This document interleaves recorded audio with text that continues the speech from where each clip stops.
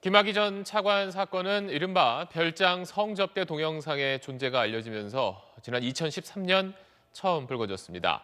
그 뒤에 검찰이 2차례나 수사를 했는데 결론은 불기소 처분이었습니다.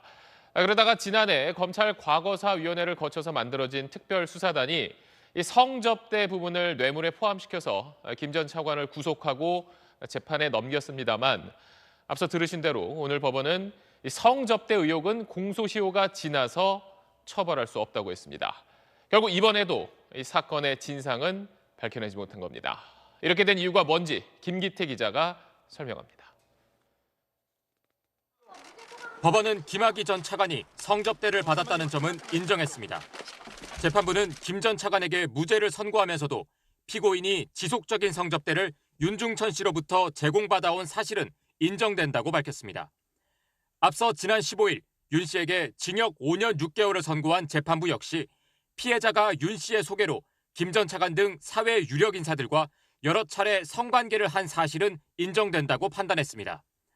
하지만 공소시효가 지나 처벌로 이어지지 못하면서 김 전 차관이 언제, 어떤 이유로 얼마나 자주 성접대를 받았는지 등의 구체적 사실관계는 확정짓지 못했습니다.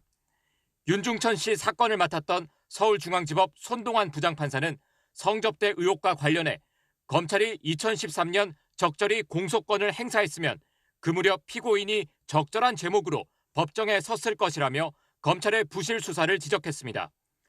애초부터 이번 수사가 여론몰이에서 비롯됐다며 예견된 결과라는 비판도 나왔습니다. 검찰 과거사 진상조사단에서 김 전 차관 사건을 조사했던 박준영 변호사는 검찰이 정치와 여론의 영향으로 무리한 기소를 하게 되면 판사가 소신껏 판단해도 판결이 비난의 대상이 된다고 지적했습니다. 6년 만에 세상을 다시 떠들썩하게 했지만 별장 성접대 사건의 제대로 된 진상 규명은 이번에도 이뤄지지 못했습니다. SBS 김기태입니다.